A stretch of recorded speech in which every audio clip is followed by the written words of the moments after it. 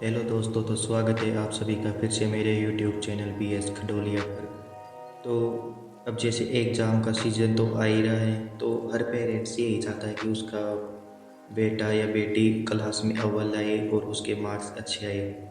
इसी अपेक्षा के चलते कभी कभी जब बच्चा घर से निकलता है एग्ज़ाम देने के लिए, तो पेरेंट्स के मुंह से कुछ ऐसे वाक्य निकल जाते हैं जिससे बच्चे का मनोबल टूट जाता है, या फिर ऐसे वाक्य निकल जाते हैं जिससे बच्चे का मनोबल दुगना हो जाता है।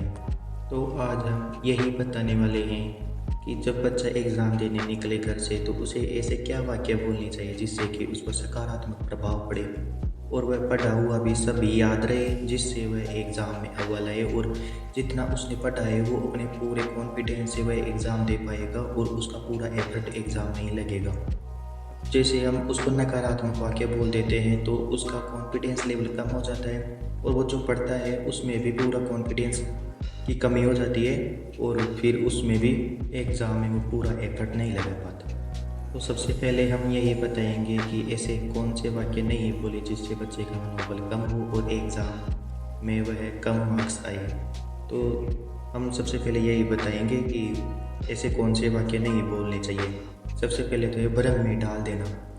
भ्रम में डालना जैसे मतलब उससे कह देते हैं कि तुम्हारा दोस्त कह रहा था कि चौथा पांचवा चैप्टर जरूरी है, तुम्हारी तैयारी है ना। ऐसे वाक्य मतलब बोलने से बच्चे का मनोबल कम हो जाता है। दूसरा है शंका पैदा करना। जैसे पढ़ा हुआ सब याद है ना, सोने के बाद भूल तो नहीं गई। इनसे नकारात्मक प्रभाव पड़ता है। और भी है जैसे सहज न रहने देना। जैसे हम कह देते हैं मजाक मजाक में कि दांत क्यों दिखा रहा है, कभी तो परीक्षा को सीरियस ले लिया कर। तो ऐसे वाक्य जो मतलब इसमें ना फिर उसका मनोबल कम हो जाता है और वो एफर्ट पूरा नहीं लगाना पाता। फिर होता है डराना। डराना में रहता है कि ध्यान रहे यह क्लास बहुत महत्वपूर्ण है, इसके मार्क्स भविष्य तय होता है। इससे वो फिर बच्चा डर जाता है तो फिर उसका एफर्ट कम लगता है और जो पढ़ता है वो भी वो भूल जाता है। तुलना करना।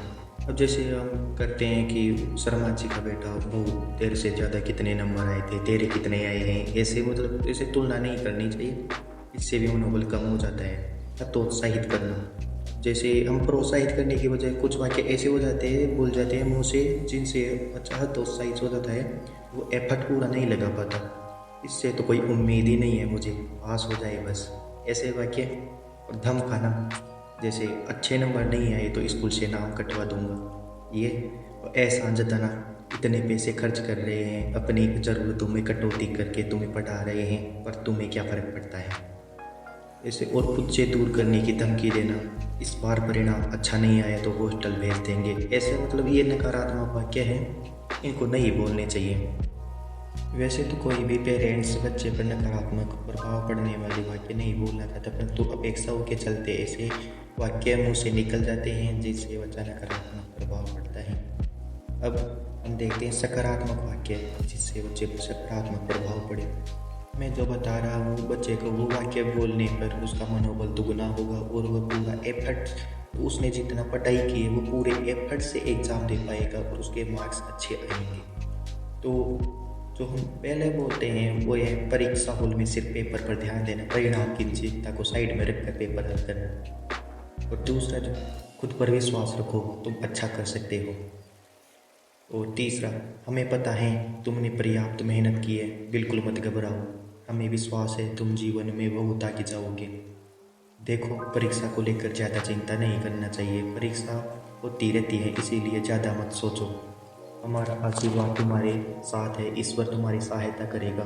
सारी चीज़ें बैग में ध्यान से रख लेना, आराम से जाना और अच्छे से पेपर हल करना।